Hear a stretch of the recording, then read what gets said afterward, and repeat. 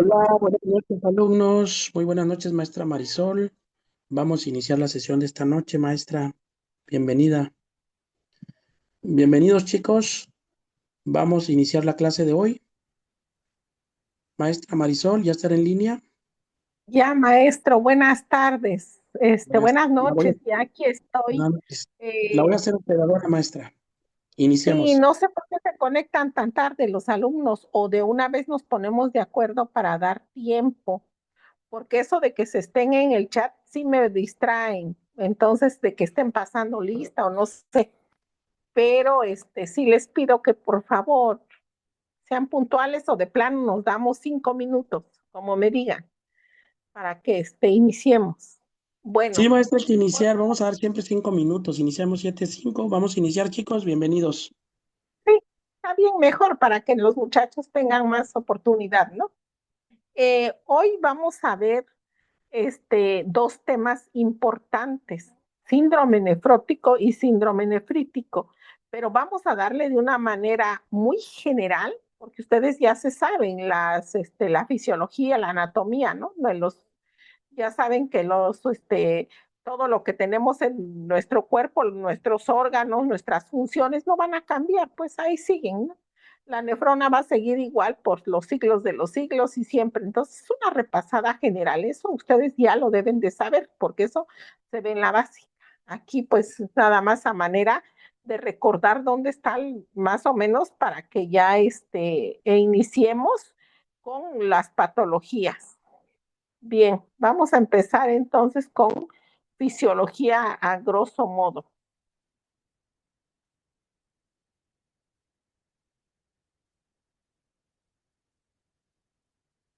Bueno, vamos a empezar que los riñones son dos órganos que todos ya sabemos que forman parte del sistema urinario y que son los encargados no nada más de producir orina, sino que tienen múltiples funciones que para nosotros poderla estudiar más fácilmente la dividimos en función reguladora, función endocrina y función excretora. En la función reguladora vamos a ver que el riñón cumple con la función de hacer el equilibrio ácido-base, porque regula el bicarbonato. Y gracias a eso, nuestra sangre no es ni ácida ni alcalina, regula el volumen de agua. Si tú te tomas 3 litros de agua, 3 litros de agua vas a orinar, ¿no? También regula líquidos, regula electrolitos, sodio, potasio, cloro, magnesio, calcio. Todo eso regula. Si yo ahorita me tomo 1 litro de agua y me tomo un agua de coco que es riquísima en potasio, me como 3 kiwis, un plátano, no me va a pasar nada. Voy a eliminar lo que mi cuerpo no requiere. Para eso es importante que ustedes también vayan aprendiéndose la cantidad, o ya lo han de saber, la cantidad de electrolitos que tenemos en nuestro organismo, porque de eso va a depender también cuando nos viene un desequilibrio hidroelectrolítico. Es muy importante que sepamos cuánto de potasio, cuánto de sodio, cuánto de magnesio, de cloro, de fósforo, ¿no? Entonces, volvemos al ejemplo, si el potasio yo necesito tener de 3.5 a 5.5 miliequivalentes por decilitro, pues solo eso va a tomar, ¿no?, lo que se requiere y lo demás lo voy a eliminar. ¿Cómo? En forma de orina, ¿sí? Entonces, esas son algunas de sus funciones reguladoras. Regula líquidos y electrolitos, regula el ácido base, también el riñón participa, tiene una participación no tan activa en la gluconeogénesis, también en la función endocrina, en el aparato yuxtaglomerular, la nefrona produce renina, que se encarga del sistema renina-angiotensina-aldosterona, también produce metabolitos activos de la vitamina D, de la vitamina C, también de la eritropoyetina, que nos sirve para la maduración y formación de los glóbulos rojos, entre otras, ¿no? Y la función excretora, que es la función, todo el proceso de la orina, desde que la orina llega a la cápsula de Bowman en forma de sangre y después de ahí pasa por lo que es la pase por el túbulo contorneado proximal hasta que sale por el túbulo colector ya en forma de orina, el cual lleva toda la orina, lleva todos los productos del desecho del metabolismo: urea, creatinina, nitrógeno ureico, exceso de electrolitos, exceso de agua, ¿no? Entonces, nuestro glomérulo es tan sabio que no va a tirar proteínas, aminoácidos, todo lo que nos sirve. Entonces, son los encargados de producir en su función endocrina la orina, la cual es conducida hasta la vejiga a través de los conductos excretores, donde es en los cálices menores, los cálices mayores, la pelvis renal, los ureteros, para finalmente salir a través de la uretra. Esa es alguna de las funciones, ¿no? Otras de las funciones, que aquí ya lo dije, son los órganos principales para conservar el equilibrio de líquidos y electrolitos y desempeñan un papel importante en la homeostasis del medio interno. ¿Por qué? Porque es el que regula, ¿sí? El que nos mantiene pues hemodinámicamente estables. Ya lo había yo comentado que producen renina, pues que es la encargada del control de la presión arterial. Por eso los pacientes que son hipertensos, perdón, los pacientes sí que ya son con enfermedad renal crónica en un estadio 4 o 5, ya no hay producción, ya casi no producen nada de renina. Entonces, por eso es que hay que darles antihipertensivos. Y si ustedes checan a un paciente renal, van a ver que su presión la tiene sobre 190, 110, ¿no? Y para Maestra cualquier Marisol, perdón que la persona, interrumpa. No se ve la pantalla dígame, completa. No se ve la pantalla ya, completa. ya, bueno. Ahí está, Entonces, ya, gracias. Entonces, por eso es que un paciente renal, ¿sí? Maneja presiones elevadísimas, aunque le den dos ARA2, un YECA, no lo controla tan fácilmente. Y más si hizo daño renal por una hipertensión sistémica. Entonces, ese paciente ha anulado completamente sus funciones o disminuido, ¿no? En un 80, en un 90%. También a ese paciente, si ustedes han tratado a pacientes renales, que yo me imagino que sí, cuando ese paciente está en un estadio 3, cuando la tasa de filtrado glomerular está más o menos por unos 50 y tantos, ya hay que administrarle eritropoyetina a ese paciente, porque uno de los signos y síntomas es que el paciente va a empezar con una palidez, va a empezar con una hemoglobina muy baja. ¿Por qué? Pues porque ya no hay producción de eritropoyetina, también vitamina C, vitamina D. Los pacientes, también los pacientes renales, generalmente se les complica con una enfermedad que se llama osteodistrofia renal, ¿no? Porque el calcio es quelado por el fósforo y entonces a los pacientes tienen que darles el Sevelamer, que es un quelante del fósforo, y para eso hay que también decirle al paciente cómo se debe de administrar ese medicamento, porque ese medicamento es demasiado caro y si no se le dice, el paciente no le va a hacer, ¿no? Entonces, pero es por todo esto, porque ya no hay esa producción endocrina. Además, interviene en el metabolismo del calcio, en particular en la absorción del mismo mediante la conversión de un precursor de la vitamina D en forma más activa, 1,25 de hidroxivitamina D, lo que les estoy explicando. También, ¿cuál es su situación anatómica de los riñones? Bueno, recordemos que un riñón está más alto que otro y estos se encuentran en el espacio retroperitoneal lateral, uno a la derecha y otro a la izquierda de la columna vertebral entre las vértebras D12 y L3, aplicados sobre la pared posterior del abdomen y están alojados en las fosas lumbares.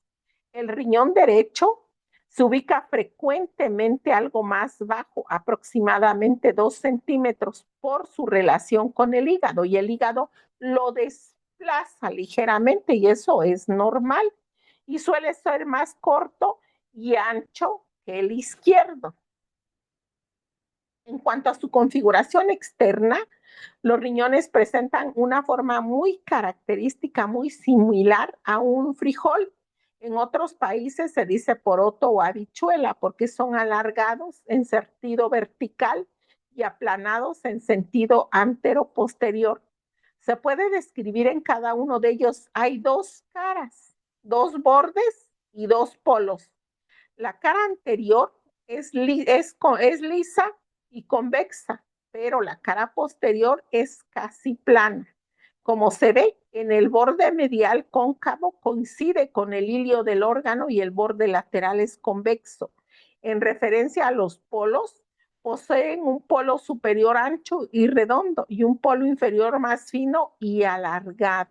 Sí, eso es lo que los diferencia. Además, el riñón es tan pequeño que nosotros lo podemos tener en la palma de la mano y pesa 150 gramos. Y su color cuando está para ser trasplantado de un donante relacionado vivo, su color no es su color del riñón es como un color rosáceo hasta que se perfunde otra vez. Antes de que se me olvide, la perfusión renal es de 120 mililitros por minuto. Estos órganos revelan un color rojo, violáceo y una consistencia firme. Cada riñón mide de 10 a 12 centímetros de longitud y de 5 a 7 centímetros de ancho, como lo pueden ver, y 3 centímetros de espesor. Hay una cubierta aquí que se ve como una cáscara, como si fuera una cáscara gruesa que recubre al riñón, que se llama ajerota. Su peso promedio es de 150 gramos en el hombre y en la mujer es de 135 gramos. Están recubiertos de una fina capa de tejido conectivo que constituye la cápsula renal, la cual es una membrana resistente de 1 a 2 metros de espesor que se puede decolar del parénquima subyacente. Esta membrana que ustedes ven aquí penetra en el hilio, se relaja y tapiza las paredes del seno, continuándose luego con la túnica conjuntiva de los cálices y de los vasos renales. Y conforme se va metiendo, ¿sí? Las venas, las arterias va cambiando de nombre. Y esta es la nefrona, esta que ustedes ven aquí. Esto que ustedes ven aquí es el glomérulo. Esta es la cápsula de Bowman. Este es el espacio, ¿sí? De Bowman. Esto que ustedes ven aquí son los capilares glomerulares. Aquí están sostenidos por las células mesangiales. Este es el túbulo contorneado proximal. Todo esto que ven aquí, este es el asa de Henle. Este es el segmento, esto es el segmento grueso y este es el segmento delgado. Esta es la parte descendente y esta es la parte ascendente. Este es el túbulo contorneado distal y este es el colector. Aquí lo importante es que aquí en el glomérulo ocurre la filtración glomerular. El glomérulo, ahorita lo vamos a ver, está constituido por unos pedicelos, ¿sí? Que se ven como unos piececitos, algo que no va a permitir que escape la proteína. Y cuando escapa la proteinuria de la orina, entonces quiere decir que los podocitos se han ensanchado o están inflamados por alguna patología. Aquí hay dos, aquí no se ven las arteriolas, que es una arteriola eferente, estas que están aquí, una aferente y una eferente. Aquí en el túbulo contorneado proximal ocurre más o menos el 80% de toda la reabsorción tubular. Y el túbulo contorneado proximal tiene muchas vellosidades que se llama borde en cepillo. Aquí en esta parte que ustedes ven aquí en el asa de Henle, aquí es donde se absorbe el diurético, por eso se le conoce al furosemid como diurético de asa, porque aquí en este nivel actúa. Y en este túbulo contorneado distal, aquí es donde hace efecto los ahorradores de potasio de los medicamentos. Este es el glomérulo, este que ustedes ven aquí con sus arteriolas. Esta es el aparato yuxtaglomerular, esta es la célula mesangial y observen, no está partido en un corte transversal. El glomérulo es la unidad anatómica funcional del riñón, donde radica la función de aclaramiento y filtración del plasma sanguíneo. Sí, cuando hablo de la tasa de filtrado glomerular, es cuánto está filtrando mililitros por minuto. Este está constituido por una red de vasos capilares rodeado por una envoltura externa en forma de copa llamada cápsula de Bowman, que es todo esto que se ve como lo que está aquí, así como los ovillos capilares se ven como si fueran una madeja de estambre y todo lo que lo recubre es la cápsula de Bowman que está ubicada en la nefrona. Esta es otra fotografía del glomérulo, ¿no? La red capilar del glomérulo recibe sangre de la arteriola aferente, proviniendo de la circulación renal. A diferencia de otros lechos capilares, el glomérulo renal es una arteriola eferente en vez de una vénula. La resistencia que ofrece la reducción del diámetro de las arteriolas produce una presión elevada en el glomérulo, que ocasiona la salida de fluidos y sustancias solubles hacia la cápsula de Bowman. Y aquí ustedes recordarán cuando vieron bioquímica en la prepa que hay presiones a favor y presiones en contra. Aquí va a intervenir el transporte pasivo, el transporte activo. Esta es la cápsula de Bowman. Este es el túbulo contorneado proximal con su borde en cepillo. Estas son las arteriolas, la aferente y la eferente. Este es el aparato yuxtaglomerular con su mácula densa. Entonces, la cápsula de Bowman está constituida por un epitelio plano, simple, en cuyo seno existe un ovillo vascular originado a partir de una arteriola que llega al glomérulo y es la arteriola aferente y la eferente es la que sale de donde recibe su suministro de sangre y que se divide en diversos capilares para reunirse de nuevo en otra arteriola que abandona el glomérulo y es la arteriola eferente. Una entra y otra sale. Y aquí podemos ver el espacio que hay es entre la cápsula de Bowman y el glomérulo se llama espacio urinario y es este, ¿no?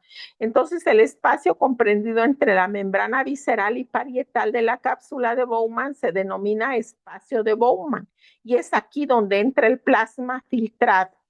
Entonces, como ven ustedes, estos son los podocitos, esta es la luz capilar, esta es el ángulo del mesangio, esta es la matriz mesangial, esta es la membrana basal glomerular, los piecitos de los podocitos, dice, porque son como fenestraciones que están así, que no dejan escapar la proteinuria. El endotelio glomerular se aposenta o está en una membrana basal glomerular muy gruesa que mide de 100 a 200 nanómetros. No solamente es inusualmente gruesa comparada a la mayoría de las otras membranas basales que miden entre 40 a 50, pero es también rica en glicosaminoglicanos. La membrana de filtración glomerular, el proceso de filtración del plasma es común a los glomérulos corticales y a los yuxtamedulares y se produce atravesando las siguientes membranas: el endotelio de los capilares glomerulares, la membrana basal y la capa visceral de la cápsula de Bowman. Y aquí está, estos son los podocitos que yo les decía. Claro, aquí están pues aumentados, no sé a cuánto, ¿no? Pero pues en realidad son microscópicos. La membrana de filtración glomerular juega un papel importantísimo porque la membrana es acelular y está conformada por una red de glicoproteínas y proteoglicanos con cargas eléctricas negativas. La capa visceral de la cápsula de Bowman hace contacto directo con la membrana basal.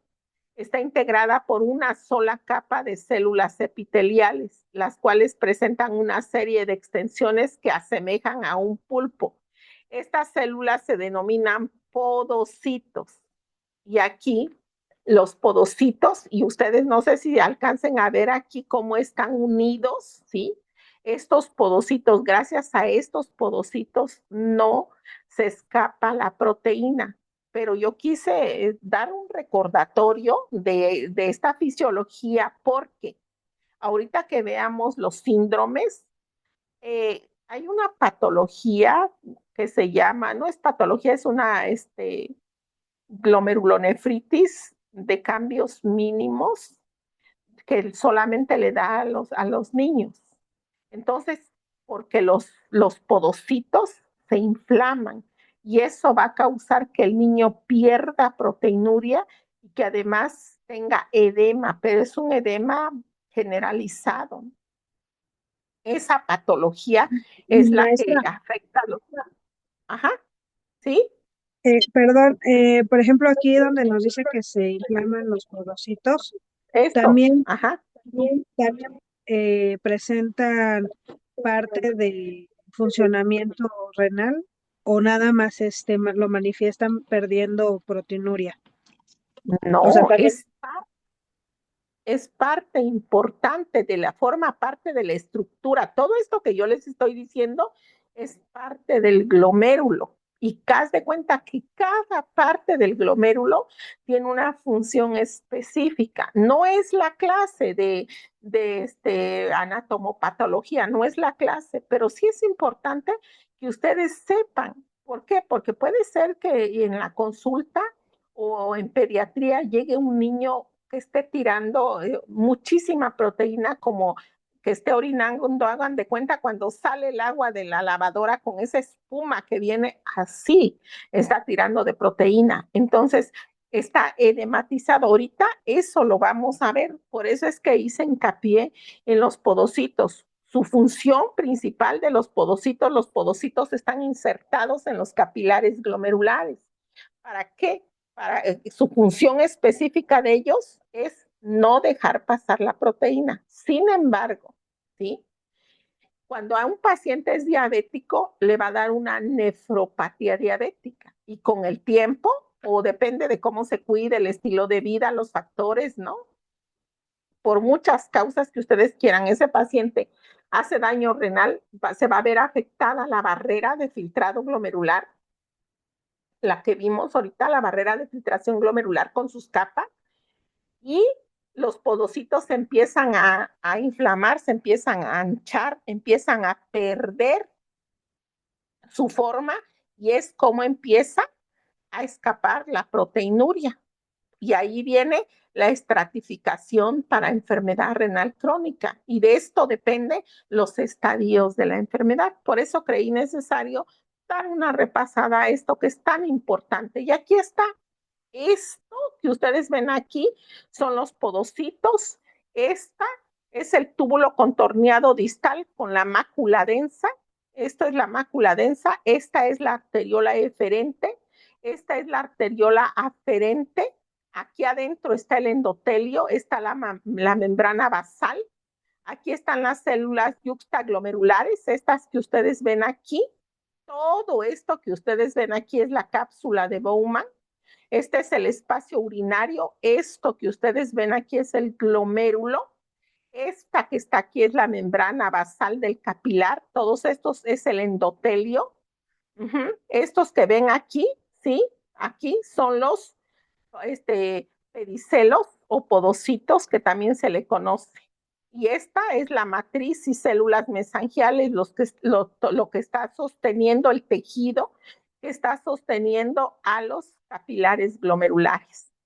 Esto así muy aumentado es el glomérulo y aquí en este glomérulo es donde ocurre la filtración glomerular, pero no nada más el riñón va a filtrar, ¿sí? Porque si tú le preguntas a cualquiera, hasta el que no es enfermería o que al que no es de la salud, tú le preguntas, ¿cuál es una función del riñón? Filtra, te dice, ¿no?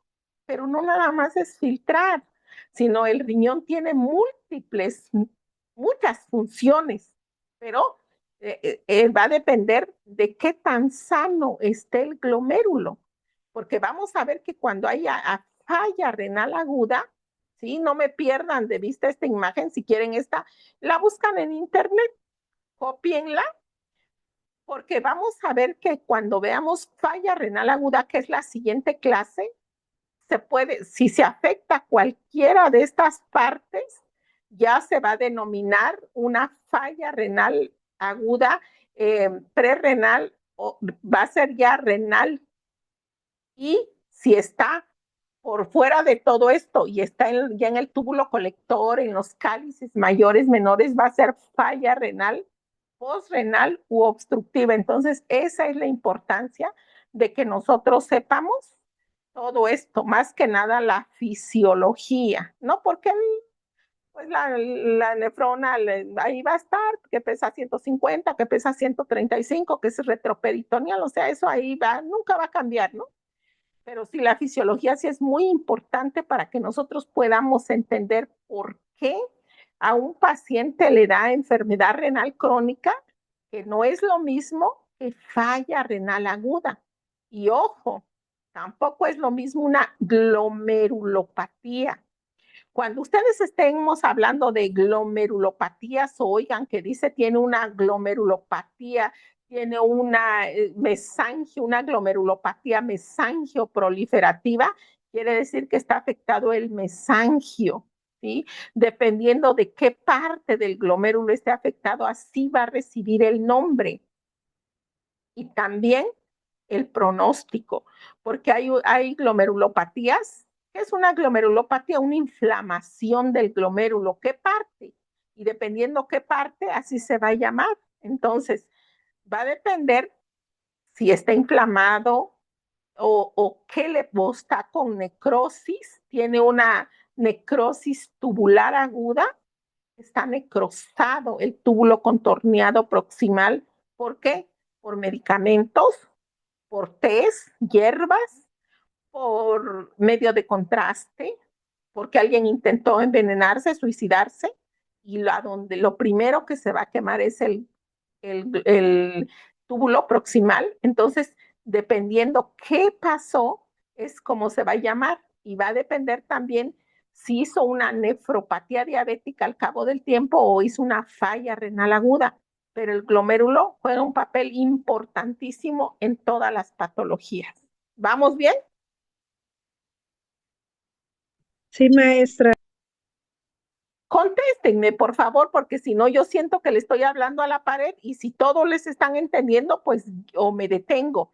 Pero si ustedes no me dicen nada, pues yo ya no avanzo o avanzo muy rápido o siento que tampoco les interesa. Pues si no, pues nos seguimos directamente a las patologías. Ahora, esta es la membrana de filtración glomerular, ¿sí? Que es la circulación aferente. Las paredes de la arteriola aferente, esta es la arteriola aferente, esta que está acá, esta es la entrada, acuérdense.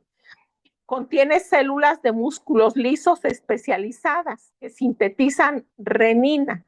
Estas células yuxtaglomerulares juegan un papel importante en el sistema renina, angiotensina, aldosterona, que ayuda a regular el volumen de sangre y la presión. ¿Sí? Por eso un paciente, cuando es hipertenso, no va a dañar la barrera de filtración glomerular, sino lo que va a dañar son las arteriolas. Y esta es la circulación aferente, ¿sí? Aquí se está viendo el aparato yuxtaglomerular. Hay células de Reuter o células granulares del aparato yuxtaglomerular. Es todo esto que ustedes ven aquí. Y esto es importantísimo porque aquí en este aparato yuxtaglomerular se produce la renina, que es una enzima que se convierte en hormona, y la eritropoyetina. Sintetizan, almacenan y liberan los gránulos de renina. El aparato yuxtaglomerular es una estructura renal que regula el funcionamiento de cada nefrona. Por eso cada parte es importantísima. Este es el aparato yuxtaglomerular, ¿sí? Que va a regular el flujo sanguíneo renal, regula el índice de filtración glomerular. El flujo sanguíneo renal es la cantidad de sangre que recorre los riñones, el tiempo es de 1 minuto, que corresponde al 20% del gasto y es de 1,200 mililitros para que tu riñón perfunda. El filtrado glomerular es la cantidad de líquido. Cuando dicen la tasa de filtrado glomerular de las guías, ¿no? Se refiere al filtrado glomerular, que es la cantidad de líquido que pasa del glomérulo, ¿sí? Que pasa del glomérulo a la cápsula de Bowman. Esa es la tasa de filtrado glomerular a la cápsula de Bowman. Este filtrado es de 125 mililitros por minuto y filtra 180 litros por día. Estos datos son muy importantes que ustedes lo deben de saberlos, porque vuelvo a repetir, cuando hay una falla renal aguda por volumen, es que hay una hipoperfusión renal, no hay los 1.200 mililitros por minuto, o cuando hay una redistribución de líquidos. Pero eso es importante que se entienda desde ahorita. Este es el túbulo contorneado proximal con su borde en cepillo. Observen ustedes cuánta vellosidad tiene. Por eso es que aquí ocurre la absorción tubular. Es una pequeña estructura tubular que se encuentra en las nefronas del riñón. El túbulo contorneado proximal es parte del túbulo proximal, el cual está conectado a la cápsula de Bowman con el asa de Henle. El túbulo contorneado como parte del sistema tubular del riñón tiene un papel importante en la formación de la orina y por consiguiente en la homeostasis del organismo.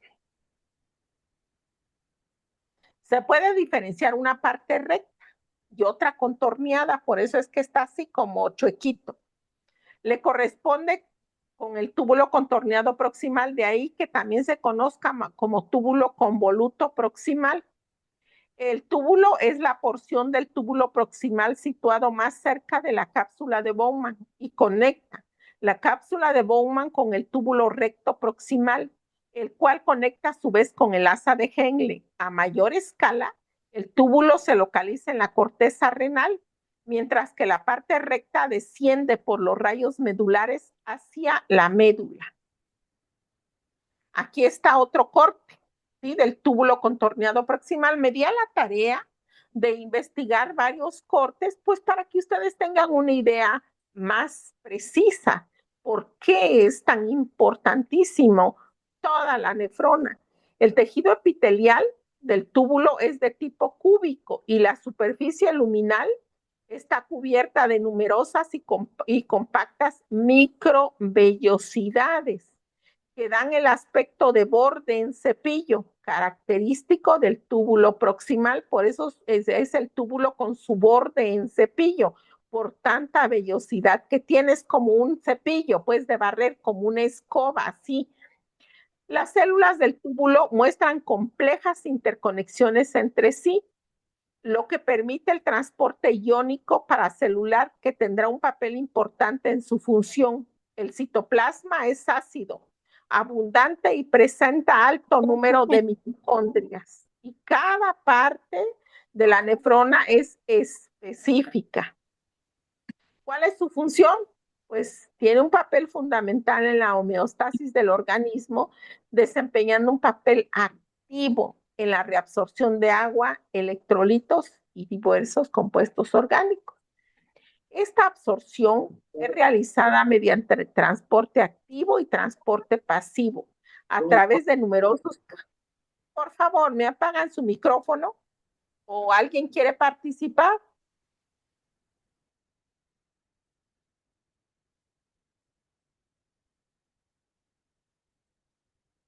¿Alguien quiere participar?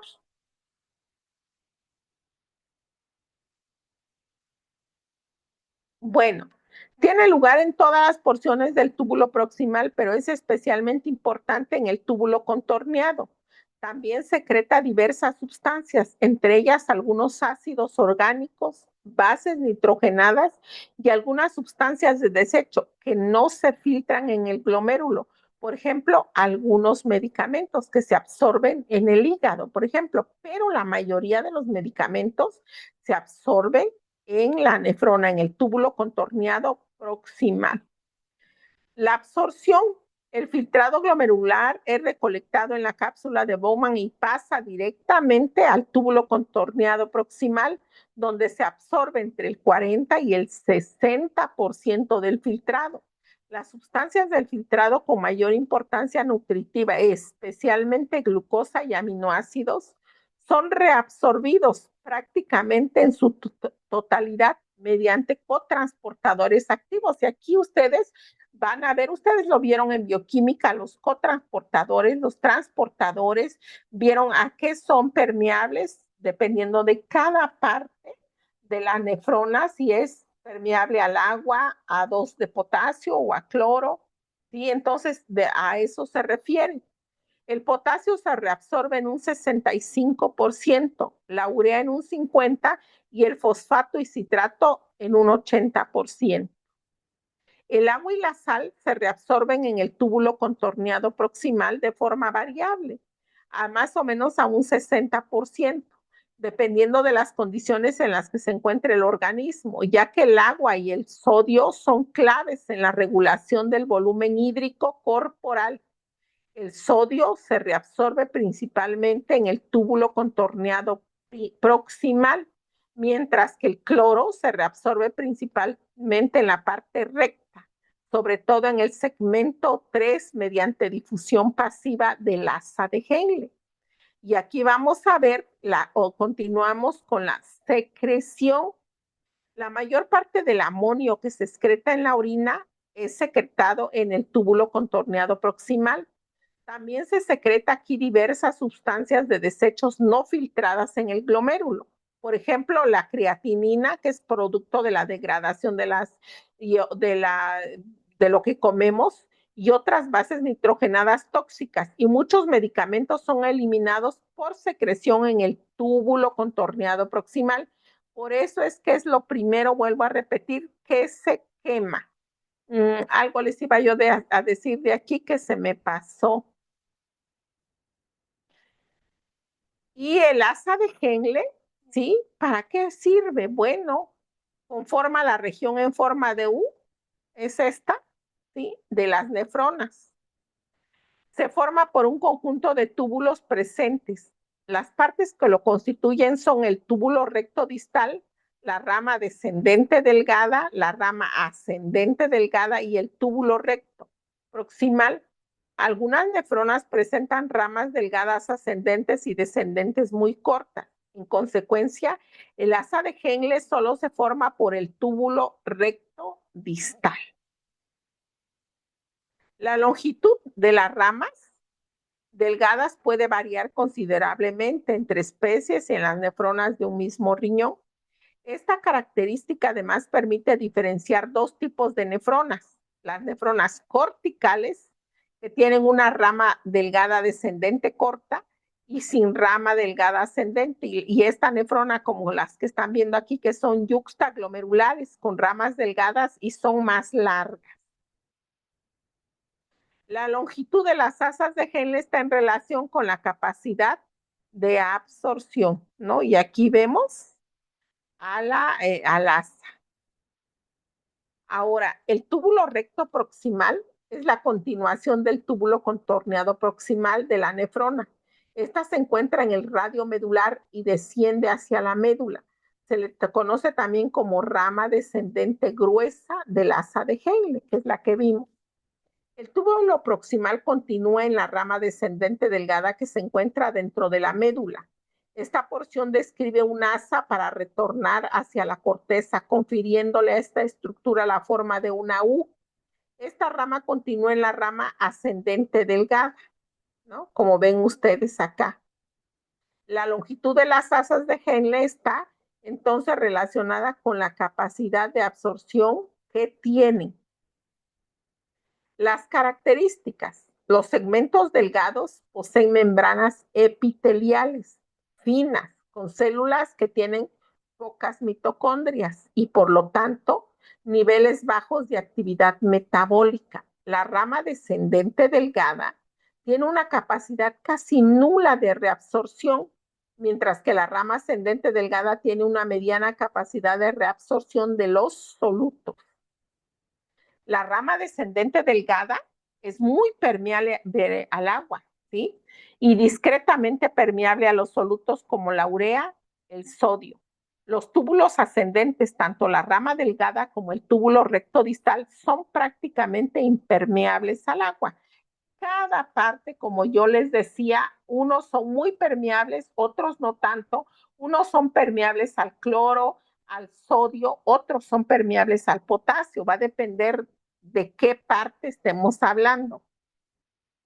La rama gruesa ascendente tiene células epiteliales que conforman una membrana gruesa, con una alta actividad metabólica y una elevada capacidad de reabsorción de solutos, como es el sodio, el cloro y el potasio. ¿Y cuál es su función del asa de Henle? Tiene un papel fundamental en la reabsorción de solutos y aguas, incrementando la capacidad de reabsorción de las nefronas mediante un mecanismo de intercambio a contracorrientes en su función. Entonces, vuelvo a repetir, los riñones tienen la capacidad de generar 180 litros de filtrado al día. Y a este filtrado pasan 1.800 gramos de cloruro de sodio. Sin embargo, la producción de orina total es de alrededor de 1 litro y el sodio cloro que se desecha en la orina es de 1 gramo. Esto indica que se reabsorbe el 99% del agua y solutos del filtrado. Claro, estamos hablando de una nefrona sana, ¿sí? De un glomérulo sano y de un paciente que no es renal, de un paciente que no es diabético, que no es hipertenso. De esta cantidad de productos reabsorbidos, alrededor del 20% del agua es reabsorbida en el asa de Henle, en la rama descendente delgada. De los solutos y cargas filtradas, como es el sodio, el cloro y el potasio, alrededor del 25% es reabsorbida por el túbulo ascendente grueso del asa de Henle. En esta región de las nefronas también se reabsorben otros iones importantes como es el calcio, el bicarbonato y el magnesio, ¿no? Qué importante es cada parte.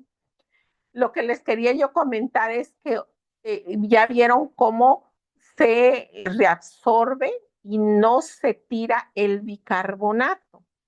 También en los niños hay una enfermedad que se llama acidosis tubular, que esos chiquitos no tienen la capacidad de retener el bicarbonato y entonces lo tiran. Hay que darle citratos, es una patología delicada.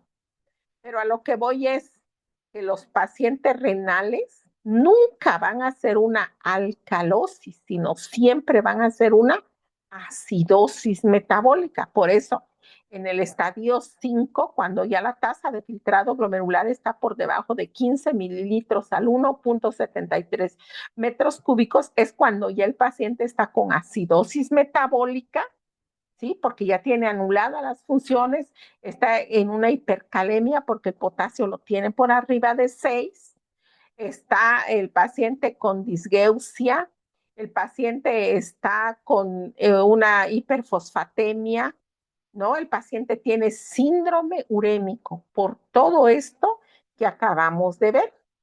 Ahora, ¿cuál es la reabsorción de solutos y agua? En el túbulo contorneado proximal se reabsorbe agua y solutos como es el sodio y el cloro, reduciendo el volumen de filtrado glomerular en un 25%. Sin embargo, la concentración de sales y urea sigue siendo en este punto isosmótico con respecto al fluido extracelular. A medida que el filtrado glomerular pasa por el asa, va reduciendo su volumen y quedando más concentrado. El área de mayor concentración de urea es justo bajo el asa de la rama descendente delgada que acabamos de pasar. El agua se mueve fuera de las ramas descendentes debido a la alta concentración de sales existentes en el fluido extracelular. Esta disfunción ocurre por ósmosis. El fluido pasa a través de la rama ascendente, a la vez que el sodio es transportado activamente hacia el fluido extracelular junto al cloro que se difunde pasivamente. Las células de las ramas ascendentes son impermeables al agua, ya le habíamos dicho, por lo que esta no puede fluir al exterior. Esto permite que el espacio extracelular tenga una alta concentración de sales. Ahora, ¿cuál es el intercambio a contracorriente que hablaba yo? Los solutos del filtrado se difunden libremente dentro de las ramas descendentes para luego salir del asa en las ramas ascendentes, lo que sube. Esto genera un gradiente a contracorriente de solutos y se establece porque los fluidos de las ramas descendentes y ascendentes se mueven en direcciones opuestas, van a contracorriente. La presión osmótica del fluido extracelular aumenta aún más por la urea depositada desde los conductos colectores. Además, la urea es un soluto de bajo peso molecular que pesa 60,000 daltons y por eso difunde muy rápidamente. Posteriormente, el filtrado pasa al túbulo contorneado distal, que se vacía dentro de los conductos colectores. Y estos conductos son permeables a la urea, permitiendo su difusión hacia el exterior, que es lo que orinamos, ¿no? Urea. La alta concentración de urea y solutos en el espacio extracelular permiten la difusión por ósmosis del agua desde los solutos descendentes del asa hacia dicho espacio. Finalmente, el agua difundida en el espacio extracelular es colectada por los capilares peritubulares de las nefronas, devolviéndola a la circulación sistémica, reciclada de solutos entre los túbulos del asa y el espacio extracelular. Dicho en otras palabras, lo que nos sirve, vuelve otra vez a regresar, ¿no? Para incorporarse al sistema de sanguíneo, al flujo sanguíneo. Pero lo que no es desechado, sí pasa todo esto que les expliqué y vámonos, sale como orina. Ahora, el túbulo distal está compuesto por 3 regiones. Una parte recta gruesa medular, la mácula densa, un túbulo contorneado distal y una parte recta del túbulo distal. Comienza cerca del límite entre la médula externa e interna y constituye el tercer componente del asa de Henle y completa su estructura en horquilla, volviendo a través de la médula y el rayo medular al corpúsculo renal del que se origina el túbulo. La parte recta del túbulo distal que se encuentra en la médula está revestida por una capa celular más gruesa que la parte recta ubicada en la corteza. Y aquí está. En toda la superficie celular se observan pocas microvellosidades. Las prolongaciones interdigitales laterales contienen numerosas mitocondrias que intervienen junto con la membrana celular en el transporte activo de iones. Y aquí está, ¿no? ¿A qué es permeable, a qué no es impermeable? La permeabilidad del túbulo. El agua es baja en esta zona y por lo tanto el agua no se equilibra osmóticamente y el contenido luminal se mantiene hipotónico respecto al plasma. El túbulo contorneado distal, este es más corto que el proximal. El diámetro es algo variable, casi de 20 a 50 nanómetros. Las células aparecen más bajas y en cortes transversales se ven más núcleos que en el túbulo proximal y el citoplasma aparece menos ácido y no presenta ribete en cepillo o borde en cepillo. El aparato endocítico no está bien desarrollado en su región basal. Hay prolongaciones laterales que se interdigitan con las células adyacentes. Las prolongaciones contienen grandes mitocondrias que le dan un aspecto semejante al túbulo contorneado proximal por el transporte activo de iones de sodio. Desde el filtrado tubular puede contener este segmento del nefrón. Los núcleos se encuentran en el citoplasma apical cerca de la luz y el túbulo está rodeado por una lámina basal continua. ¿Cuáles son sus funciones entonces? Bueno, pues existen varios tipos celulares organizados de forma intercalada en los túbulos colectores. En el túbulo colector cortical, la reabsorción de agua es gracias a la permeabilidad que le confieren las células claras. Aumenta la concentración de urea en el filtrado que pasa por los túbulos. Yo lo fui sintetizando porque en realidad, bueno, hablar de fisiología hay que leerse todo un capítulo del libro, ¿no? Entonces, esto solo es un pequeño recordatorio, nada más, ¿sí? Si ustedes requieren bibliografía, yo tengo un libro muy bonito de esto, que es solo el capítulo, y de ahí lo saqué.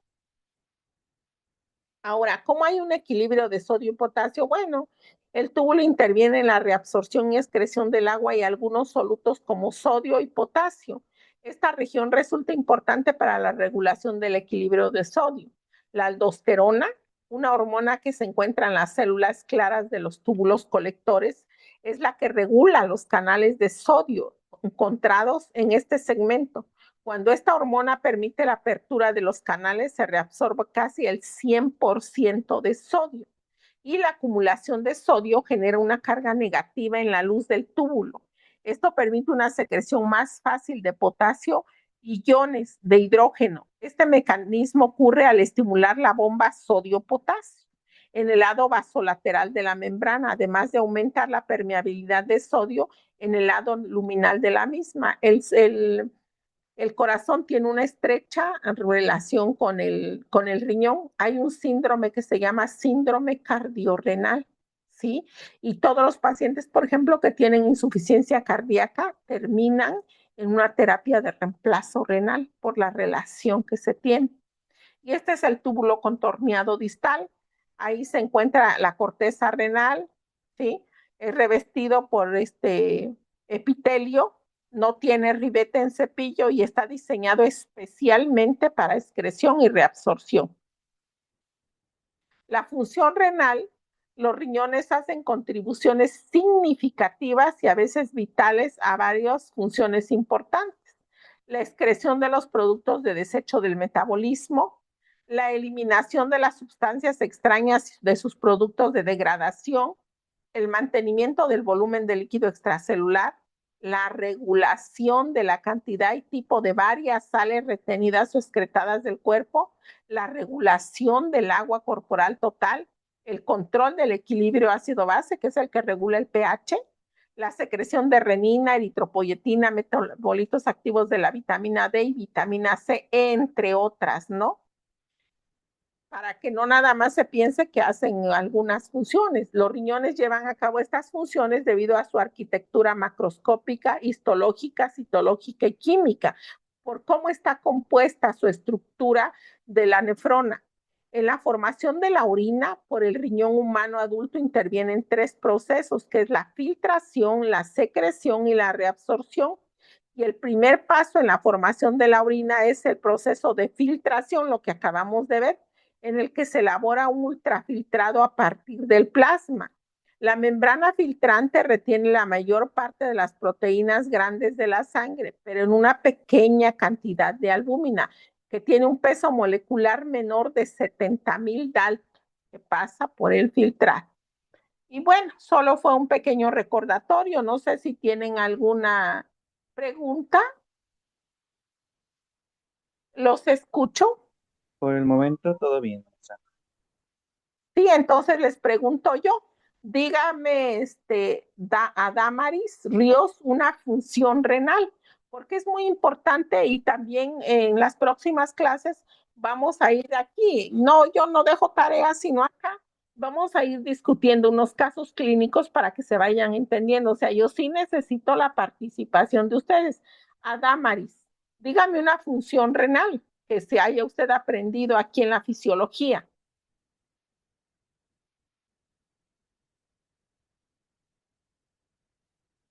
O si no quieren que hagamos la clase interactiva, yo me adapto a como ustedes digan, ¿eh?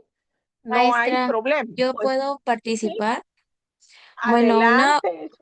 una función que yo recuerdo es lo que usted mencionó de mantener el equilibrio de líquidos y electrolitos. No, o sea, no Ah, sé exactamente la cantidad exacta porque no recuerdo, pero es la función que yo recuerdo ahorita que usted está. mencionó en clase. Así es, fíjate que es tan importante, pero tan importante aprenderse todas las cantidades que se deben de manejar con los líquidos y electrolitos para que nosotros en la siguiente clase entendamos mejor por qué un niño pequeño de 3 años, pongan ustedes, que haya tenido toda la noche diarrea y vómito, puede hacer una falla prerrenal por volumen, ¿sí? ¿Por qué? ¿Cuánto está perdiendo de sodio, de potasio, de cloro, de agua? ¿Cuánto es lo que debe de tener ese niño en su organismo? ¿Por qué? Bueno, ahora ya me queda más claro por qué a un paciente renal se le pone eritropoyetina. A veces se le ponen 4,000, una dosis de 4,000 serían 8,000 por semana. Hay quien le pone, dependiendo qué tipo de agente estimulante es, hay quien le pone Darbe, hay quien le pone Mírsera. Entonces, ¿por qué? Bueno, porque ya tiene anulada o disminuida esa función. El aparato yuxtaglomerular ya no está produciendo eritropoyetina. ¿Por qué le das tantos antihipertensivos a tu paciente? Toma nifedipino, toma telmisartán, hasta captopril toma. Pues porque ya no tiene la producción de renina, el sistema renina, angiotensina, aldosterona, ya no le funciona, ¿no? Y así nosotros vamos sacando conclusiones y vamos viendo, pero sí necesitamos ponernos a estudiar. Al ver Dulce, ¿qué más se le quedó? Otra cosa, antes de que se me olvide, el maestro Abel, no sé si por aquí está el maestro Abel o ya se salió. Al final del diplomado, ¿sí? El maestro me pregunta a mí quiénes tienen participación, siempre. Porque, bueno, ahí hay algunos detalles que el maestro les da luego, pero no es tanto por lo que me dé, sino también yo tengo que participar, ¿no? Porque también, ¿qué tal si no ni me expliqué o les dije mentiras y ustedes no dicen? A ver, Ulises, usted siempre ha participado. Dígame una función. Hola maestra, buenas noches. Hola, Ulises, participe usted. ¿Me escucha? Perfectamente Bueno. bien. Ok, Sí, bueno, una de las principales funciones de los riñones, en este caso que hablamos hoy de propiamente del de la nefrona, del glomérulo, importante saber que las funciones principales de los órganos son para conservar el equilibrio y electrolitos y desempeñan un papel importante en el mantenimiento del equilibrio ácido-base. Producen renina, que realiza una acción fundamental también en el control de la presión arterial, era lo que hablaba, y de la eritroproyectina, que afecta a la producción de la célula roja dentro de la sangre. Además, interviene en el metabolismo del calcio. Y bueno, habló de lo que es la situación anatómica de este mismo y la configuración externa. Habló acerca de la nefrona, el glomérulo, la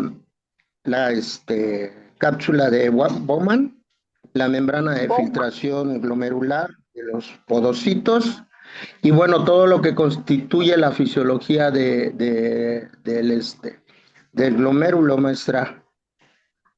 Muy bien, Ulises. Fíjese usted que es muy importante, aunque sea grandes rasgos, ¿no? Porque a mí también me costó mucho. Yo no voy a decir que ya con una clase, no. A mí me costó lágrimas aprenderme todo lo que es la fisiología y la anatomía, me costó lágrimas de sangre y más cuando me pasó el maestro al pizarrón y me dijo, ¿qué ve usted aquí? Pues yo veía puras rayas, ¿sí? ¿Qué voy a entender yo de una biopsia, no? Entonces no es fácil, es difícil, pero yo sí les sugiero que lean la fisiología, lean la anatomía, porque de ahí se desprende todo. Si yo no sé lo normal, entonces, ¿cómo yo puedo saber lo anormal, ¿no? De la nefrona. ¿Cómo yo puedo entender lo que es una falla renal aguda si no tengo ni idea de cuánto perfunde el riñón del gasto cardíaco, sobre todo el gasto? Entonces, sí es importante que yo sepa, por lo menos, identificar signos y síntomas. Participen en la clase. No, aquí nadie va a decir, que porque él participó bien. No, aquí todos estamos para aprender. Y bueno, nada más, muy bien, gracias, Ulises. ¿Y qué me dice Maricruz Osuna?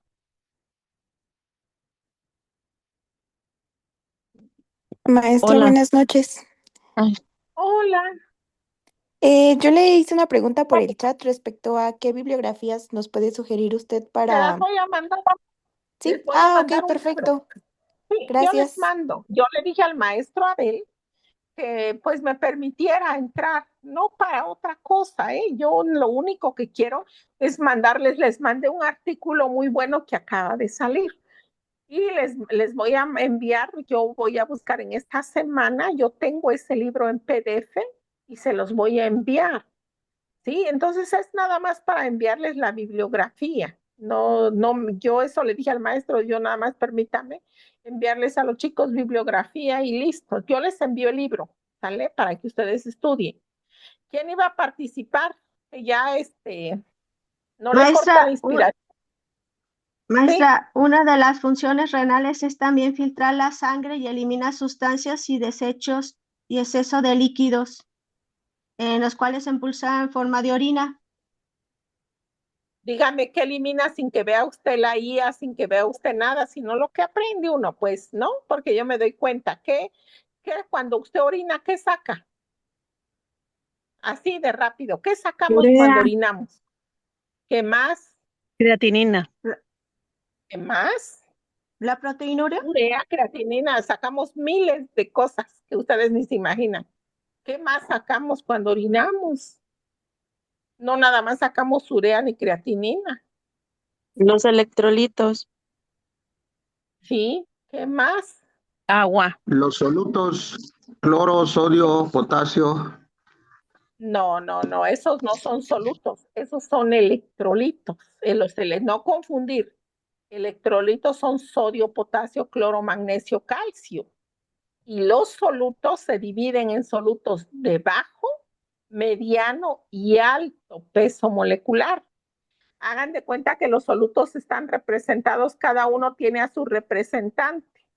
Para los solutos de bajo peso molecular, y eso lo vamos a ver en diálisis peritoneal, son los solutos, él está representado por la urea, que pesa 60,000 Daltons. La creatinina es la de mediano peso molecular. Se me fue ahorita, me acuerdo. Y beta 2 microglobulina, que es la vitamina B12, es la que está representada como un soluto grande, el más pesado. Hay muchos, pues, pero esa la representa. Pesa 11,810 Dalton. El fósforo también es un soluto que pesa más de 50,000 Dalton. Por eso, todo va en relación, chicos. Todo va en relación. No sé si han visto a un paciente que está en hemodiálisis que tiene una coloración terrosa, como morenito, el paciente así como cenizo, así, discúlpenme la palabra, ¿no? Ese paciente está hiperfosfatémico. ¿Por qué? Porque el filtro de la hemodiálisis, por más efectivo que sea el filtro, nunca va a ser lo mismo que nuestro glomérulo. Entonces el filtro a veces no es puede ser que sea de baja permeabilidad y de baja eficiencia. Vamos a ver esto, todo eso lo vamos a ver. Y no puede sacar fósforo el paciente. Y si aunado a eso tiene el acceso vascular, un catéter disfuncional, una fístula, imagínense ustedes qué calidad de vida se le da a ese paciente, ¿sí? Por eso es la importancia de saber lo que estás haciendo para que lo hagas bien. ¿Por qué? Porque si yo sé que mi paciente no puede eliminar el fósforo tan fácilmente y que además el fósforo quela al calcio, ¿no? Entonces hay que depurarlo, ponerle un filtro o un dializador de acuerdo a la superficie corporal que ese paciente tenga, ¿sí? También otro soluto. Adelante, adelante. Sí, buenas noches. Bueno, yo quisiera hacer un análisis de lo que nos expuso. Y bueno, según yo, Adelante. mis conjeturas es que los pacientes que ya tienen un padecimiento de hipertensión o de problema de la angiotensina-aldosterona son potenciales para ser pacientes de hemodiálisis, por lo que yo entendí. Entonces, si ya tenemos como un antecedente o ya nos pudiera dar un indicador de que al ser pacientes con hipertensión, no hay como una forma estratégica o ya pudiéramos determinar que esos pacientes van a ser también futuros pacientes renales al hacer no sé, como que esta analogía de que si no tienes una Fíjese que, presión controlada, pudieran ser ya potenciales para ser de insuficiencia renal crónica. fíjese usted que eso vimos la clase pasada. No sé si usted no estuvo, pero la clase pasada se trató precisamente de eso, ¿sí? Dimos un repaso general por qué viene la enfermedad renal crónica. Voy a explicar. Sí, todo es prevenible. ¿Se puede prevenir un paciente hipertenso? Por supuesto. ¿Qué va a dañar a un paciente hipertenso? Las arteriolas, la aferente y la eferente. Haga de cuenta que pueden quedar en vasoconstricción o en vasodilatación y adiós funciones renales, ¿no? Se pierde. Y no es precisamente que se vayan a hemodiálisis. Se pueden ir a diálisis peritoneal, a hemodiálisis o a trasplante renal. Lo que es seguro es que van a ser enfermedad renal crónica, ¿sí? No confundir enfermedad renal crónica. Insuficiencia renal es cuando el paciente ya llegó a un estadio 5 de las guías CADIGO, que lo vimos la clase pasada. Ahora, yo tengo un paciente diabético. Ese paciente diabético no es una ley que se tenga que acabar como renal. No, sí, no. Si es un paciente que se cuida, que hace ejercicio, que lleva una dieta, pues más o menos, porque es bien difícil, no se crean, es muy difícil que un paciente siempre sea una disciplina así, un paciente ejemplar de puro 10, no. Hay veces que a los pacientes, porque yo lo vivo muy de cerca, se les antoja, ay, tengo ganas de una gelatina, ¿no? Un pedacito. Metí un pedacito de gelatina, aunque sabe que le va a elevar su glucosa, pero se le antojó, pues, ¿no? Entonces, no es que de plano sea un paciente que sea disciplinadísimo, no, pero sí que se cuide lo más que se pueda. Si es un paciente que no toma, que no fuma, que no se droga, que hace ejercicio, créanme que ese paciente no va a terminar en una terapia de reemplazo renal. Pero si es un paciente diabético que no se cuida, ¿qué cosa es lo que va a pasar? Va a dañar más pronto la barrera de filtración glomerular. La barrera de filtración glomerular, búsquenla. ¿Qué es? ¿Sí? ¿Cómo está compuesta? ¿De qué capas? ¿Qué son los podocitos? ¿Por qué se ensanchan? Busquen ustedes qué es nefropatía diabética. Busquen qué es lo que daña a un paciente la hipertensión arterial sistémica. Y esto va a ir, enfermedad renal crónica es un deterioro lento, progresivo e irreversible de la función renal. No es que ya hoy es diabético, ya mañana no. Voy a conectar mi computadora. ¿Sí? No es que ya de la noche a la mañana el paciente vaya a caer en una enfermedad renal crónica, no. Sí su análisis es correcto, de que los pacientes tienen factores de riesgo. No sé si no les quedó clara la clase, la volvemos a repetir. Yo creo que ahora que ya vieron más un recordatorio, porque esto no es ni el 5% de lo que deben ustedes de saber de la fisiología y de la anatomía. Esta fisiología y anatomía da para más de 20 horas de clases, más o menos nos llevaríamos como 2 meses de pura anatomía y fisiología diario. Entonces, hay que ver, ¿no? ¿Cuál es la diferencia entre, y tienen ustedes estas dos clases les tienen que quedar perfectamente bien claras? Enfermedad renal crónica y falla renal aguda, fracaso renal agudo, injuria renal aguda. No es lo mismo, ¿sí? Hay muchas diferencias. Hay pacientes que son diabéticos y que son hipertensos y que ellos ya tienen un factor de progresión, que pueden progresar a daño renal, pero no es una ley que a fuerza tengan que ir. Y como usted, Cintia, dice, hizo un análisis y me da mucho gusto. Qué bueno que les esté yo despertando, ¿no? Esto, esta inquietud. Qué bueno que haga usted un análisis, ¿sí? Si yo tengo un familiar diabético hipertenso, oye, un ego, una química sanguínea, a ver cómo está tu hemoglobina glucosilada, porque si tu hemoglobina glucosilada está por arriba de 7, tienes un riesgo tremendo cardiovascular y del riñón, ¿sí? Entonces, eso es la importancia de que sepamos, no de que estemos dando los cuidados en la diálisis, en la hemodiálisis, de que yo sea excelente, que estoy canulando, no, sino qué bueno que Cintia hizo un análisis porque es correcta su apreciación. Sí se puede detener la progresión de la enfermedad, por supuesto que se puede detener. ¿Cómo? ¿Cómo entran las enfermedades? Yo le digo a los alumnos, todas las enfermedades entran por la boca y salen por la boca, todas, ¿sí? Si es diabético el paciente, apegarlo a sus medicamentos, disminuirle la sal, disminuirle los carbohidratos. Si ya está en un estadio, en una etapa, eh,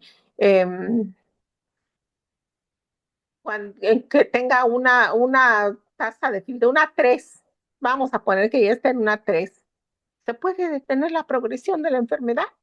¿Cómo? Que ese paciente vaya al nutriólogo, que disminuya las proteínas que está ingiriendo, que dicen es que la carne de puerco es mala, es más dañosa la carne de res por los solutos que tiene, por tanta toxina, la carne de chivo, de borrego, ¿sí? Yo le prefiero almorzarme unos huevos con chorizos que un caldo de res, ¿no? Entonces, que deje las proteínas o que la disminuya, la sal, que deje de tomar, de fumar, de drogarse, que camine y va a detener la progresión de la enfermedad.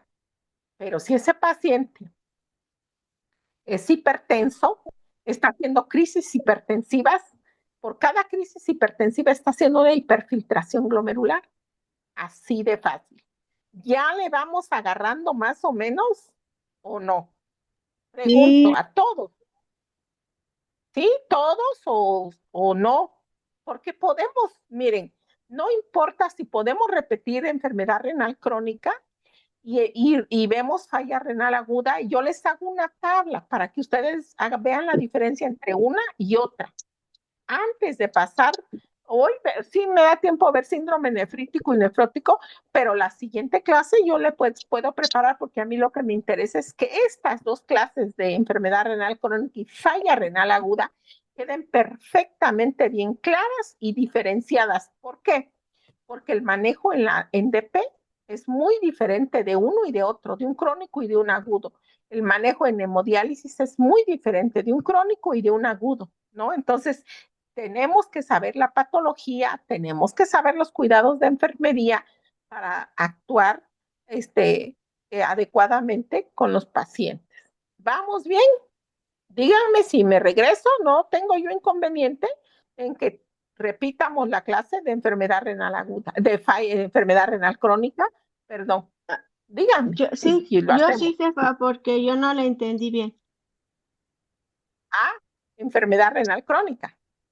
Sí, ¿Sí? Muy bien. sí. ¿Quién más? Sí, si pudiéramos repasarlo nuevamente estaría mucho mejor.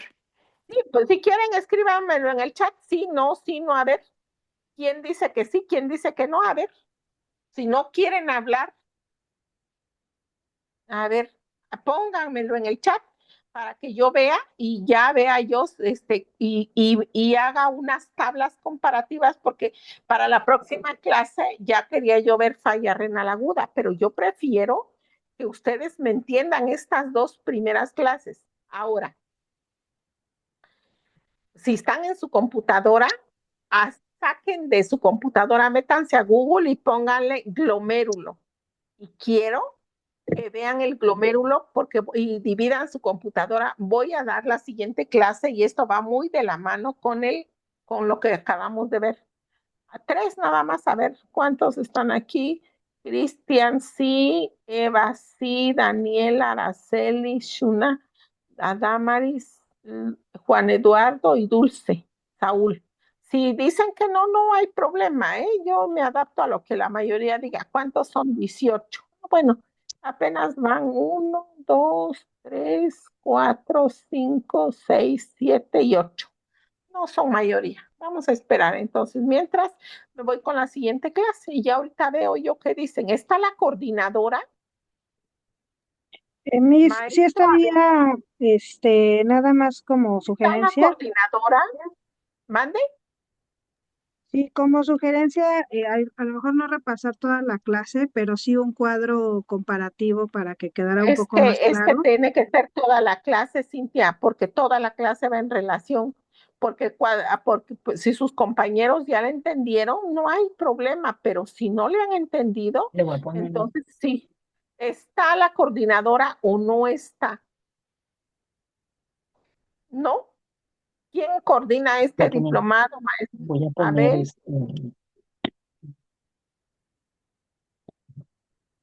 ¿quién coordinará aquí? Porque yo necesito que me cuente a los muchachos en el chat para que yo pueda dar continuidad a la clase. Bueno, vámonos a la siguiente clase.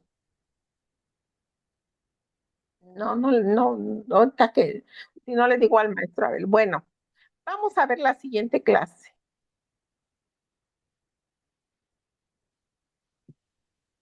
Si alguien no le entiende igual, me avisa.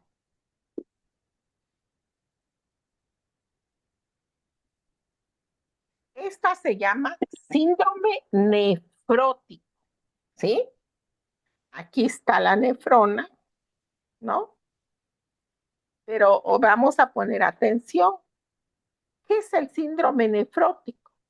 Se caracteriza por una proteinuria superior a 3.5 gramos en 24 horas en el adulto y 40 miligramos por hora por metro cúbico en el niño.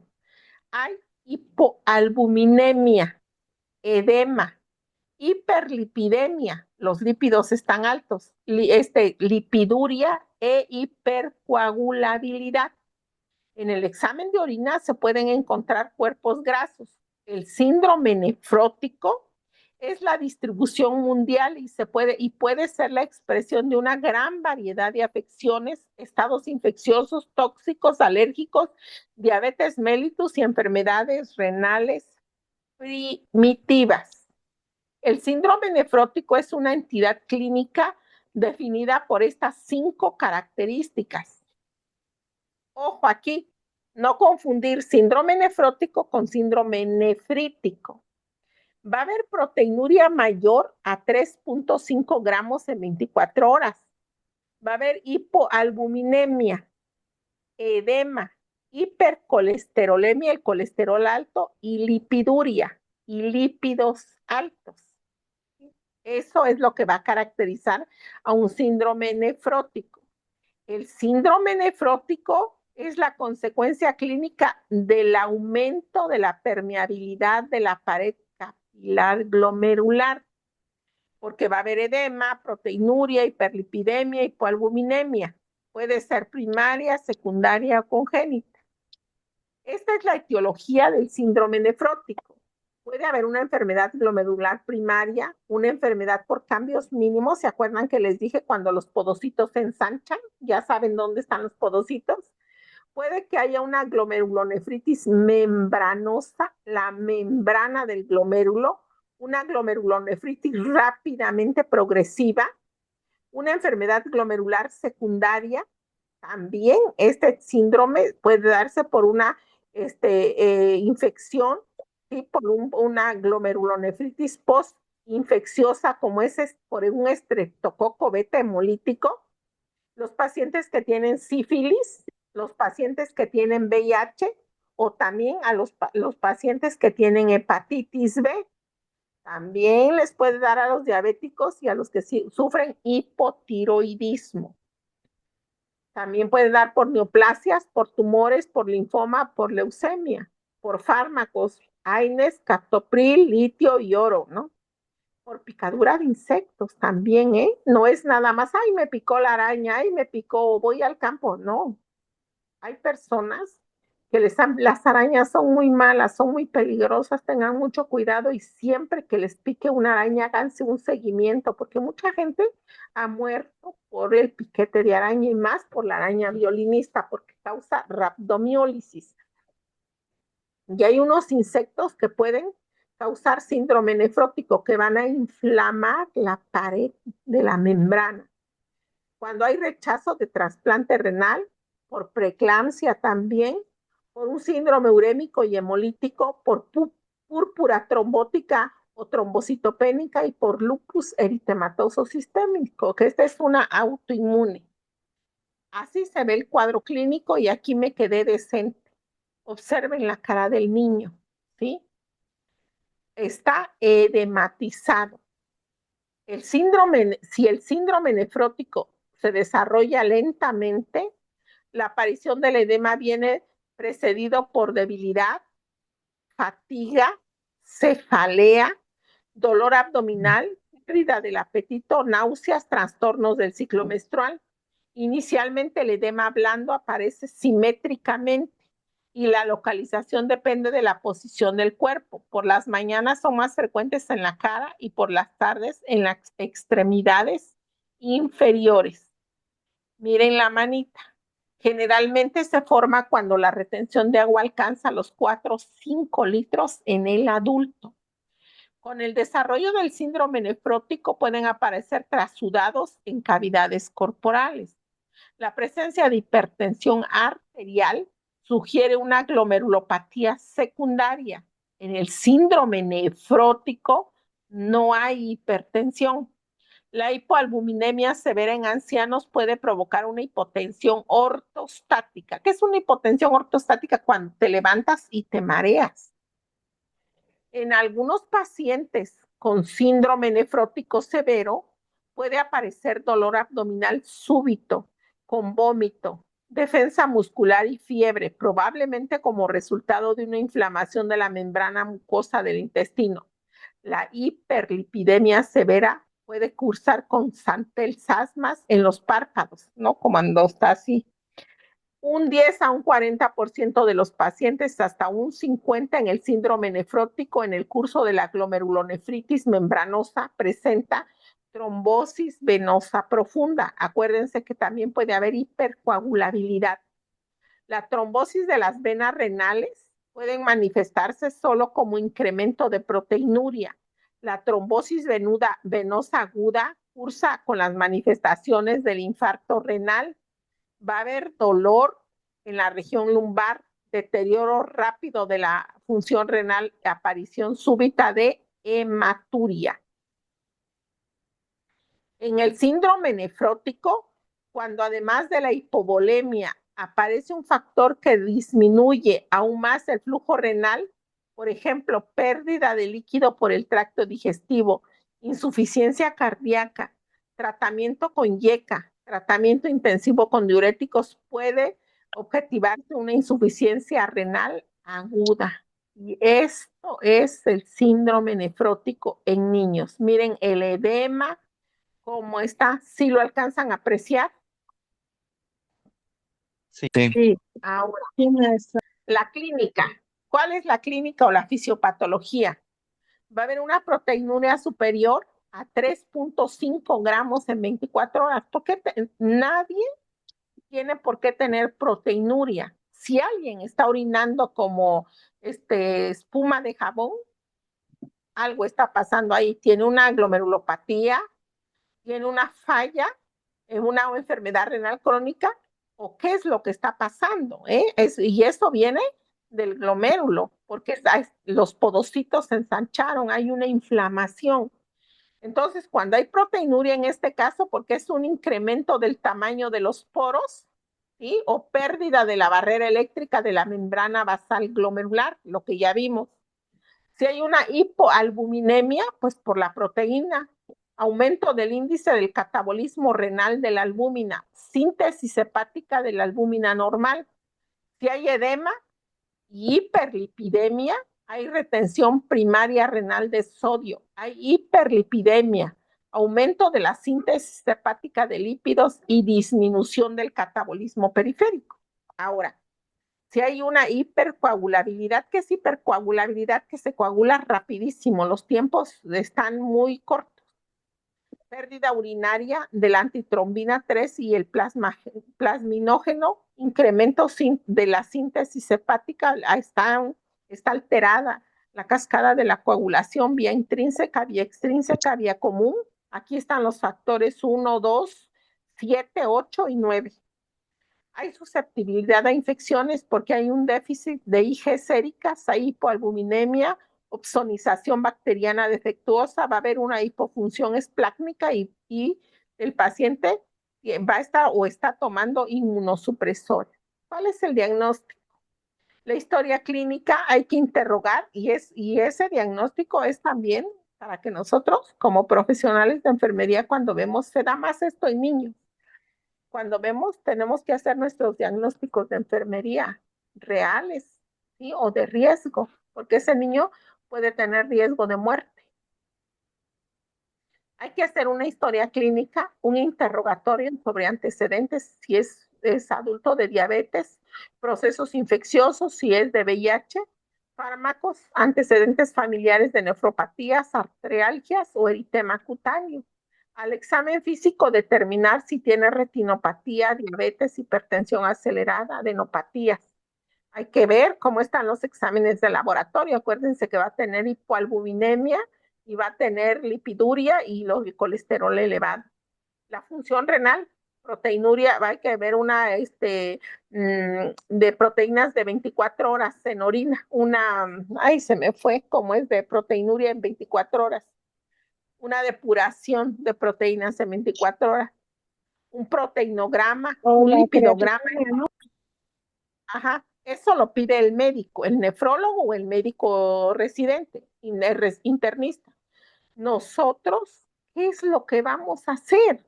Vamos a sacar nuestros diagnósticos de enfermería reales con este niño. Si es un chiquito, ¿sí? De 10, 11 años, imagínense, y si tiene este edema, va a tener muchísimos diagnósticos. Hay que hacer, el médico le va a mandar unas pruebas inmunológicas, unos marcadores hepáticos, proteína en suero, en orina, crioglobulinas, etcétera, el médico, pero nosotros nos vamos a enfocar al cuidado. Así se va a ver la biopsia, ¿sí? Como está aquí. La biopsia renal se indica en el caso de síndrome nefrótico secundario, excepto si es diabético. Síndrome nefrótico asociado a hipertensión arterial y hematuria, cuando hay una insuficiencia renal, una hipocomplementanemia o corticoresistencia o corticodependencia, cuando ha tomado corticoides o está tomando por alguna enfermedad autoinmune. Este es el tratamiento médico.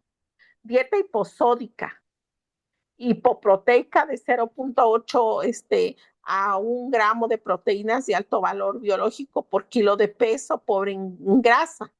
Diuréticos, aquí dice furosemid, no depletar excesivamente al paciente por los riesgos de tromboembolismo, albúmina humana sin sal y luego dar furosemid, hiperlipidemia, inhibidores de la enzima, riesgo de infección. Aquí el doctor va a dar antibióticos, va a haber complicaciones. Si hay complicaciones trombóticas, a lo mejor le pone una infusión de heparina, ¿no? Pues le va a dar esteroides, a lo mejor lo manda a plasmaféresis, ¿sí?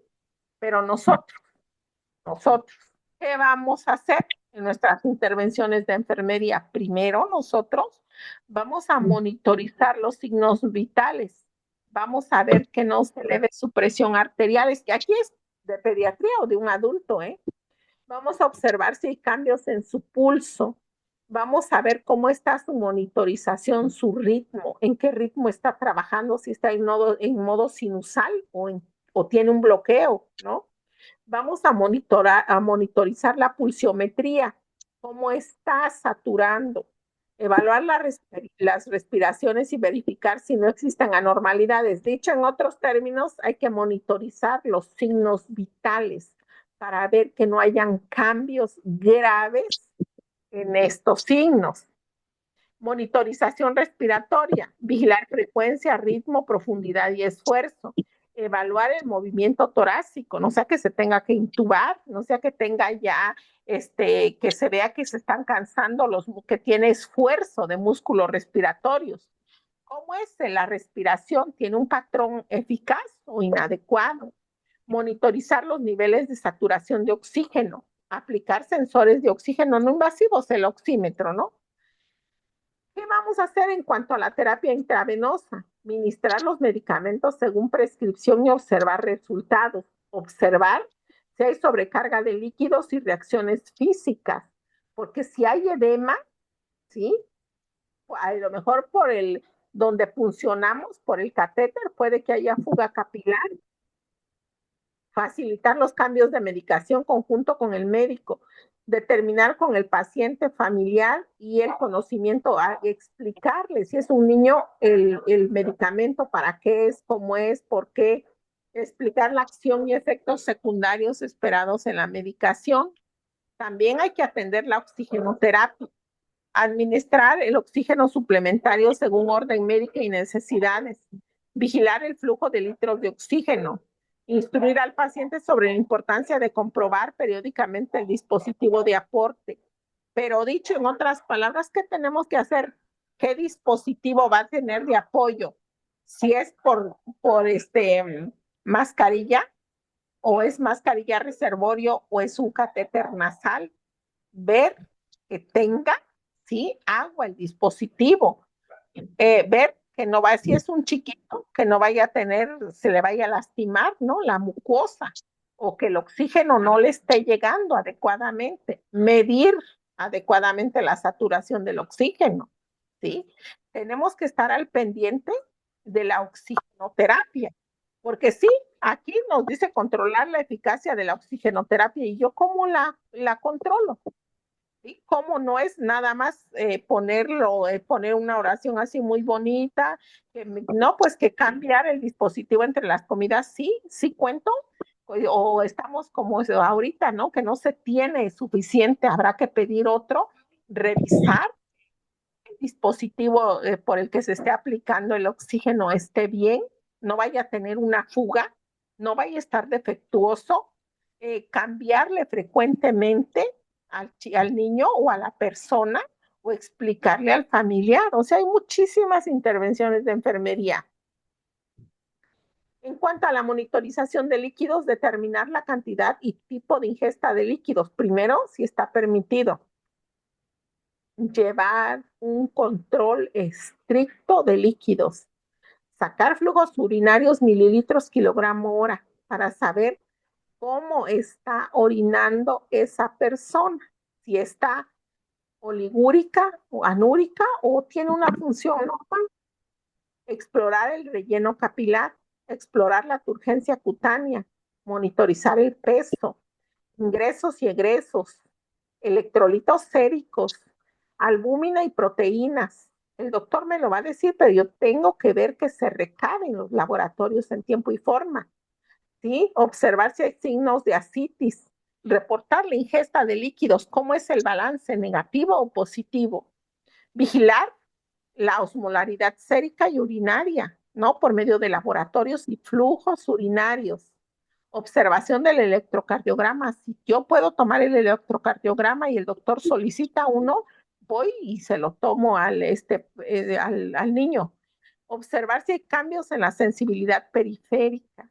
Observar cómo está la fuerza muscular o la está perdiendo. Observar si tiene náuseas, vómitos, diarreas, tratamientos que puedan alterar el estado de los electrolitos. Observar si hay signos de hipo o hipercalemia. Para eso yo tengo que saber qué es el sodio, es un ion, es un anión, es un catión, dónde se encuentra, en el intra, en el extracelular. Tengo que saber cómo interviene, cuáles son sus funciones en el sodio, en la bomba sodio-potasio, en el sistema de conducción eléctrica del corazón, ¿no? ¿Cuánto es lo normal de un niño y de una persona adulta? ¿Cuáles son los signos y síntomas que me pueden decir si está hipo o hipercalémico, si está hipo o hipernatrémico, ¿no? Tengo que saber todo eso para yo estar al pendiente de las personas. También, esto yo se los pongo nada más, pero todos nosotros nos debemos de saber las escalas de Godet, que es para ver la magnitud del edema.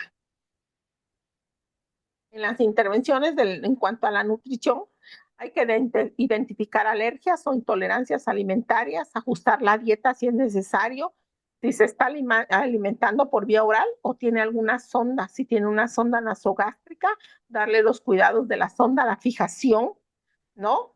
Ver cómo está tolerando los alimentos. Ministrar medicamentos si está indicado antes de dar el alimento, ver las modificaciones que tenga la dieta y asegurarse, lo más importante, si está hospitalizado el niño, que se esté cumpliendo con la prescripción médica, que se está dando las calorías que se están indicando. No sé si tienen alguna duda, algún comentario. No, excelente Ok. maestra, porque aparte ¿Por qué? también dentro de su abordaje nos está dando los places, bueno, el PAE para poder hacer unas buenas intervenciones en la enfermería y bueno, pues es parte fundamental de lo que nosotros hacemos día a día en nuestros llenados de hojas de enfermería. Me pareció excelente el resumen que nos dio ahorita. Por mi parte, a mí me quedó muy entendible. Sí, es un resumen, efectivamente, sí. ¿Por qué? Porque no, yo no me puedo meter más allá de la patología, de la biología molecular. A mí lo que me interesa es que yo dé los cuidados y sobre todo que todos ustedes a la fecha ya deben de saber sacar, aunque sean pasantes, flujos urinarios, porque el que sabe sacar flujos urinarios es como el que domina la mente, lo domina todo, ¿sí? Van a prevenir una falla renal aguda. ¿Por qué? Porque entre más rápido detecten la falla renal, le irá mejor a su paciente. Pero si mi paciente en la terapia intensiva, sobre todo, veo que no orina 1 hora, pues investigo si no tiene globos, si está doblada la sonda, qué está pasando. Ay, ¿hace qué tiempo que no orina? Hace 3, 4 horas. No, no es normal, ¿sí? Ahora, ¿cuánto orinó en tu turno? Orinó 60 mililitros. Ese paciente está canúrico. ¿Y tú qué hiciste? No, pues nada, pues estoy esperando que venga el médico. ¿No? Entonces, no, eso es lo de hoy, eso es lo que nos hace ser diferentes, la enfermería de práctica avanzada. Por eso todo ahora se está dejando centrado en el paciente, la atención tiene que ser centrada en el paciente. Para la siguiente clase nos faltó ver síndrome nefrítico y ver, vamos a ver un repaso de enfermedad renal y falla renal. No sé si tienen alguna duda, algún comentario. Maestra, Adelante. buenas noches. Buenas noches. Maestra, yo quería hacer una pregunta. Yo soy una paciente que Adelante. tiene lupus eritematoso sistémico y tomo prednisona. Entonces, ahorita ya tengo 3 días que no la estoy tomando. Entonces, yo ahorita que usted que estaba explicando las complicaciones que hay, ¿qué complicaciones podría tener así cuando se suspende el corticoide por más de una semana?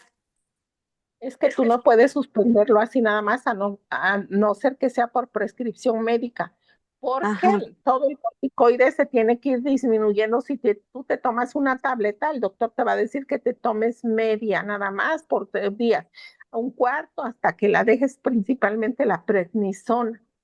Sí, No eso puedes.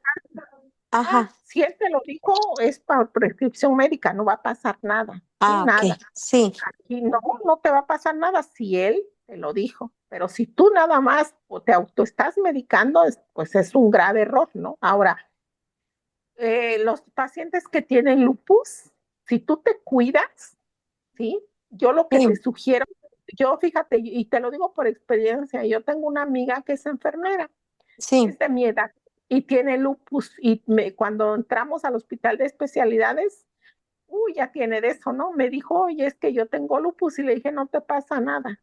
Y también mi prima tenía lupus, y mi prima jamás hizo falla renal aguda o enfermedad renal crónica. ¿Sabes cuál era el secreto? Sí. No tomar refresco. ¿sí? Ah, Ningún refresco puedes tomar. No comer sal y no comer demasiada carne. Y si comes carne, que sea carne magra. Ese es el ujú. secreto para que no, por los medicamentos que son nefrotóxicos, para que tú te cuides. Ahí estamos previniendo el daño renal. Ujú. Y no te va a Sí, pasar absolutamente nada. Hay que cuidar la alimentación, esa es la clave del éxito. Y tomar tus medicamentos, porque luego te dan a ti muchos inmunosupresores, ¿no? nada más tomo la prednisona y el etoricopsil. No El tomo torecoxib.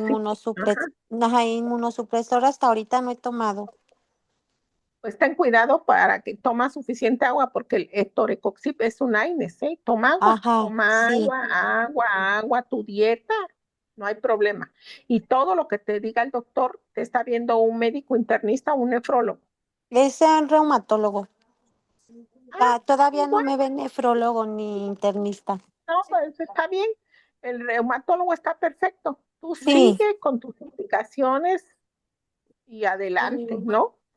Sí, sí, no es pasa que él me dijo absolutamente que entre nada. menos prednisona tomara, mucho mejor, pero me dijo, va a Sí, llegar el momento en que ya la dejes de tomar, pero yo nada más tomo 5 miligramos. Me dijo, vas a tomar en la mañana 5 y 5 en la noche y hasta que la vayas suspendiendo, hasta que ya no llegues a tomar, si se puede. sí, María Margarita, sin Sí, problema, tú apégate, trata de no subir de peso, una vida saludable, mucha agua, mucha agua, toma agua, ¿eh? Agua. sí, No ajá. tomas refresco, no comas sal, no Ujú, comas sí, carne y listo. Mi amiga siquiera ¿harina? hace crisis se cuida mucho, sí, Ajá. y siempre se acuerda de la plática que tuvimos. Sin problema, Margarita. Sí, muchas gracias, maestra, y me ha gustado mucho sus clases. Qué bueno, qué bueno. Sí, me da mucho gusto. Bueno, pues con esto terminamos. Nos vemos el siguiente jueves. Sean puntuales para que nos dé tiempo a abarcar otro poquito. Que tengan muy buenas noches y nos vemos el jueves. Participen. Ya vi que muy poquitos quieren la clase. Hasta luego. Bye. Hasta luego, maestra.